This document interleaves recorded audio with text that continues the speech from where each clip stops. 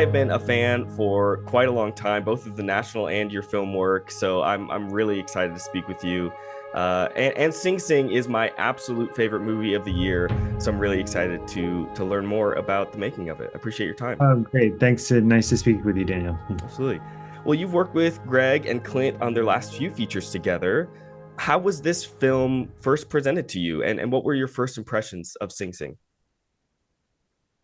Yeah, this is the third feature that I've worked with Greg and Clint, and I remember they had mentioned it, and they were really thinking about strings at first. Greg had was sort of thinking about that, and he sent me an early the first assembly, which was really just the first maybe 20 minutes or so,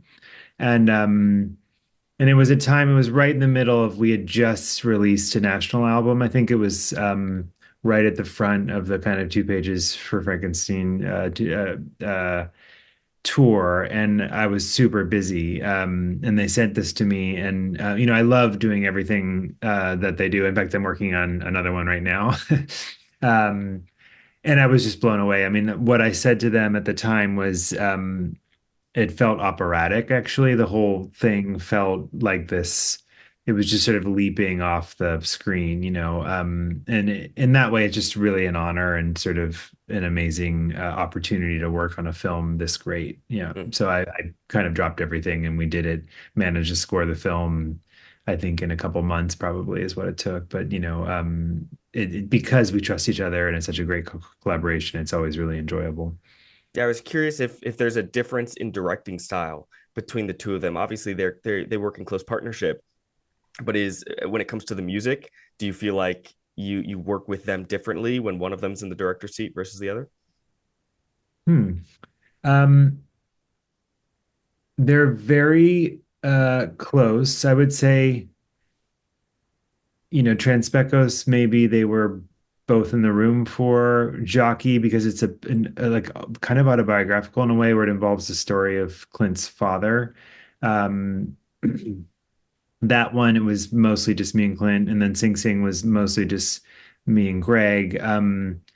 But I will say that they're extremely clear, as directors, and the I think their writing is so strong and kind of deliberate that, and there's a lot of intentionality in it that a lot of times with films like music, sometimes you find directors or producers are trying to kind of fix things with music or editing.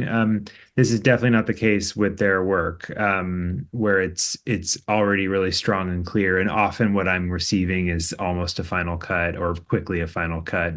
And they just communicate really clearly so that it ends up being kind of like you can really dream and um, in the case of Sing Sing, because it's not a traditional score, they really allowed me to kind of take it where I wanted to. And it was never a negative comment. It was always just sort of more positive, like, well, why not try this or add this here or, that kind of thing, as opposed to, can we start over? Or no, it's not working for the tone of the film, or, sometimes you get a lot of that. So it was definitely, a very positive experience.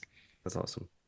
Well, so you said that they sent you an assembly and they had been thinking strings initially. When they sent you that first assembly of the piece of the film, was there temp music in there to give an idea, or was it devoid of music?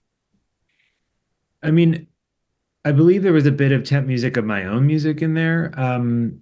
And then maybe I think there was a bit of Bach or, possibly a little bit of strings. The interesting thing about this film is it was they create work in this beautiful equitable model where everybody is, put on the same pay scale, whether it be the lead actor or director or writer or the chef or the, cinematographer or the composer, the first violinist or whatever it is. So which means it's a really, really modest, low budget's not the word, it's another word, which is, it's really interesting also because everybody has equity in the film. And, but it's not the type of project normally you would think about, oh, let's hire an orchestra.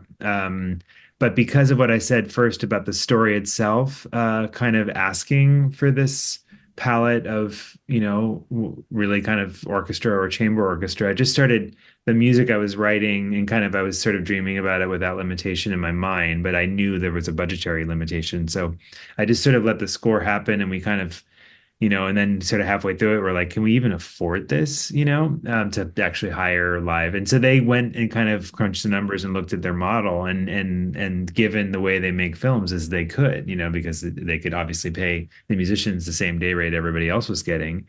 Um, and yeah, so they had been thinking maybe solo strings or small strings, and we ended up going, there's really, an orchestra playing and including brass section and full winds. And so it was really interesting to the process.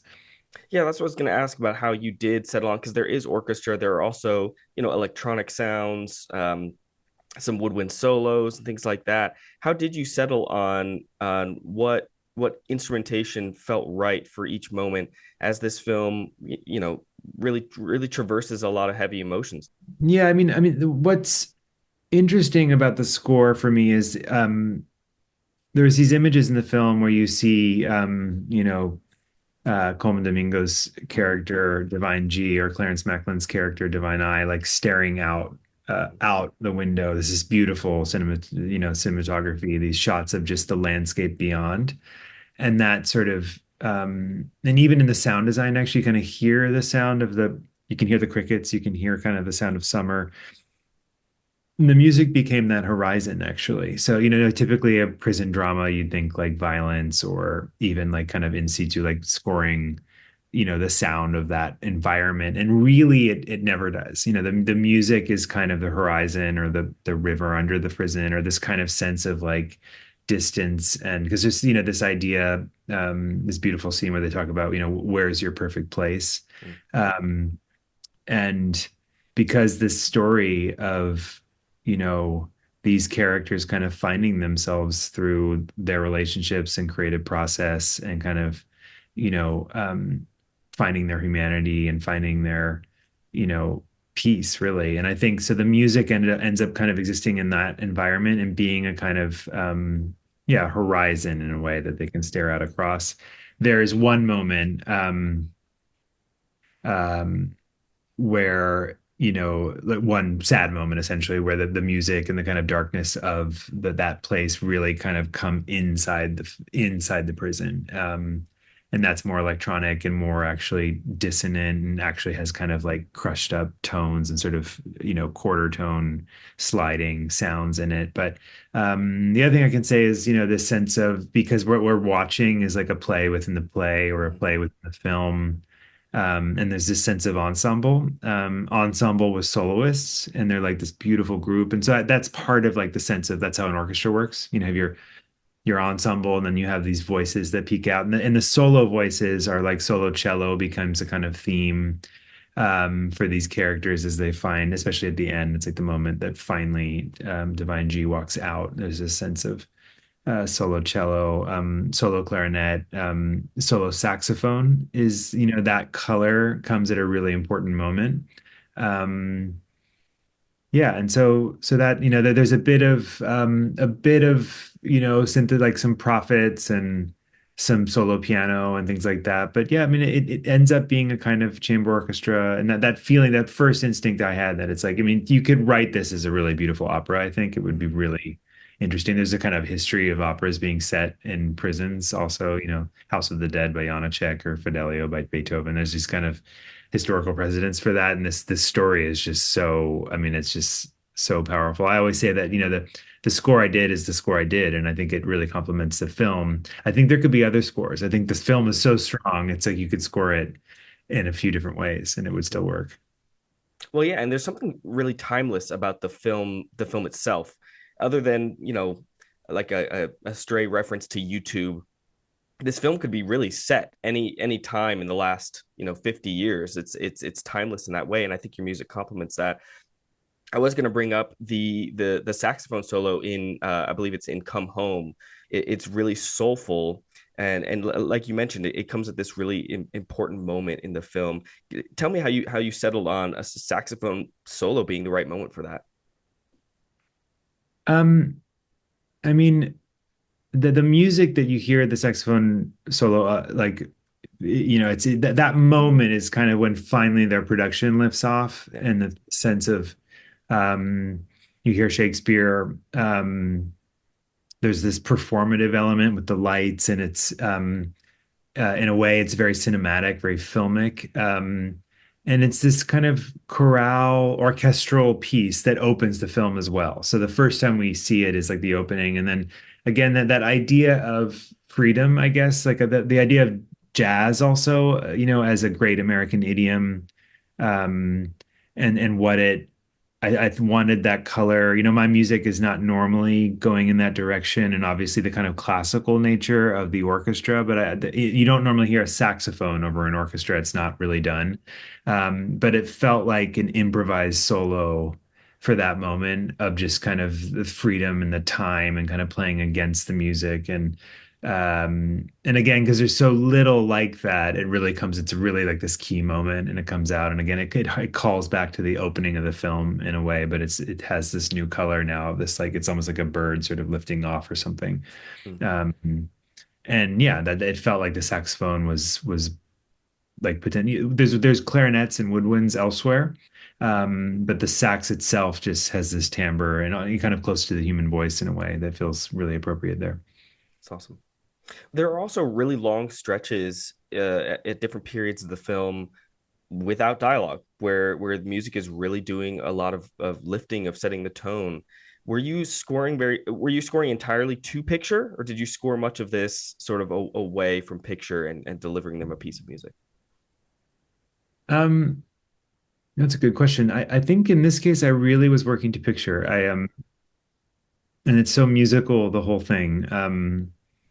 And like I said, the tone, it resisted wanting a kind of needle drop score or painting emotions one way or the other. I mean, it's there's a sweetness in the music for sure, I think. It's not super dark, I would say, but it has an almost impressionist feeling about it, a fair amount of kind of non-repetition and blurring of the edges, kind of, the way you can do an orchestral scoring that's more difficult to do if you're doing something more contemporary with electronics or guitars or whatever. With strings and woodwinds and horns, there's a kind of a dimensional work where you can kind of create a tapestry of blurring edges and that feeling of the beyond, I guess, of what is the beyond and what is the horizon. And that again, back to the idea of the perfect place. And it just felt like the music existed in this kind of, if the prison's a boat, it's like the music was the ocean or something. It's like it's sitting in this space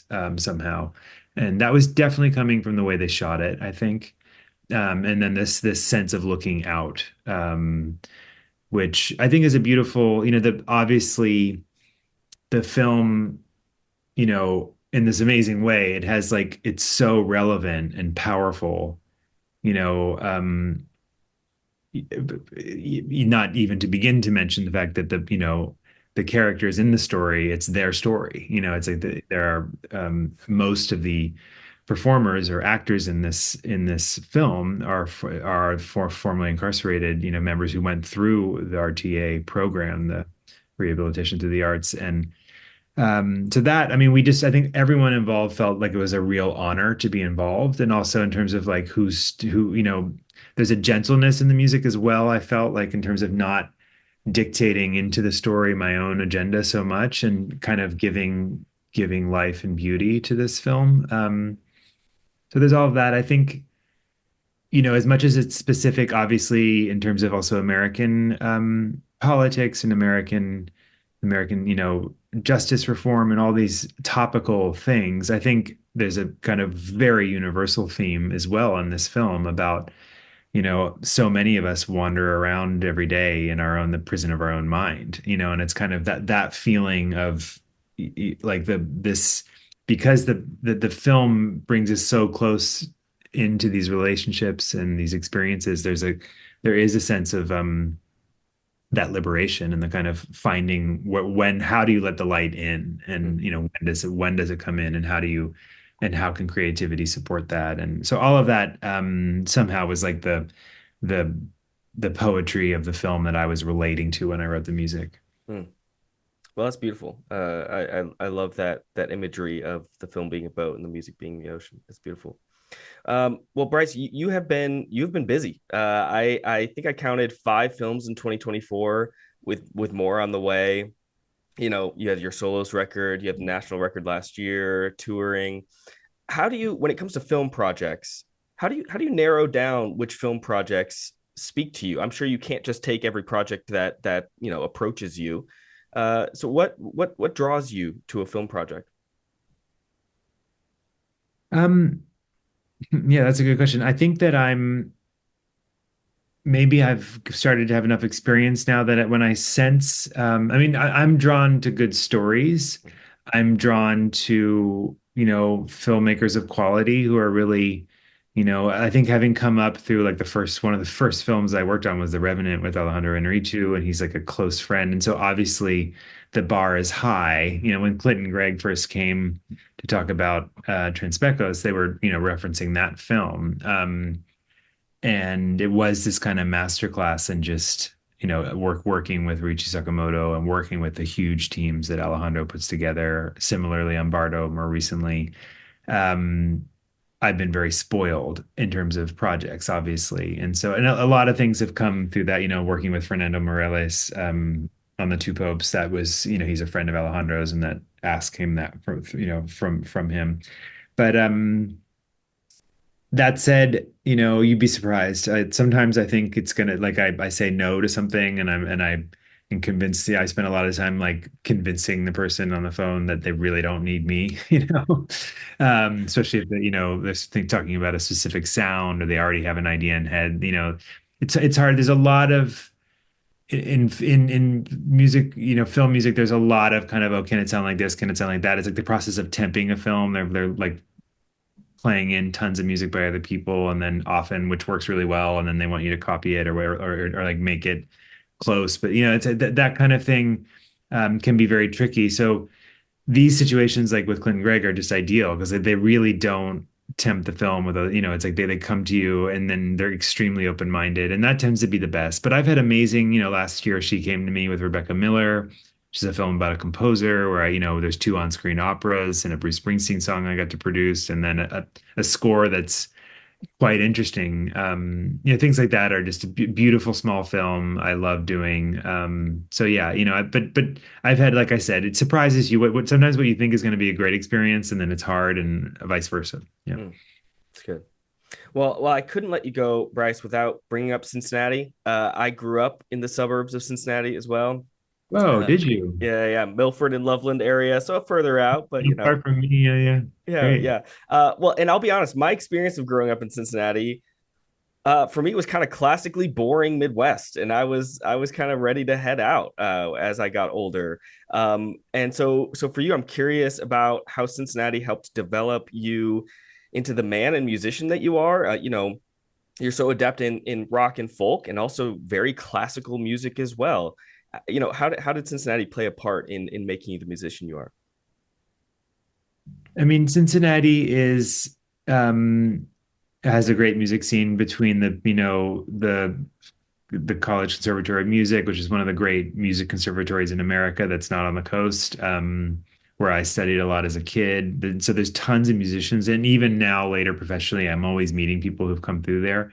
The Cincinnati Symphony Orchestra and the Cincinnati Ballet are also like, it punches above its weight in terms of culture. And I think we grew up, my sister was a dancer and was at the ballet, and then we go hear the Cincinnati Symphony. I've since worked with them a lot. So all of that was an influence. I think what you mentioned about growing up in the Midwest and it being kind of boring, especially like for me in the 80s, like pre-internet days where you're just like, you're either playing sports or playing Nintendo downstairs or getting into trouble or whatever. And so we just played music, and there is the old, I mentioned the kind of classical institutions, but there's also like all the like punk and post-punk music. Like we grew up around, the Breeders and Afghan Wigs and all the, kind of downtown Cincinnati clubs and stuff. And we started bands in our teen years. Um, and then, yeah, I think partly having time on our hands, like I just played, like I studied a lot and I played a lot of music and taught myself things. And there is that kind of, there was like I had a biology teacher who played Irish music and an English teacher who played blues and bluegrass. And there was just kind of you found it where you could. And it's that kind of, river city of like it's got roots, traditions kind of in its blood. And I think that's, and also that kind of Midwestern humble thing about it. But yeah, there's a reason why like Bootsy Collins is from Cincinnati and so is Steven Spielberg. I don't know. Yeah, And for you sure. are, right? Right, right. Well, that's awesome. Well, Bryce, I appreciate your time. I appreciate hearing more about Sing Sing. And again, I love the film so much. So appreciate you talking with me about Thanks it. for the support, Daniel. Thank you. Nice to Absolutely. meet you.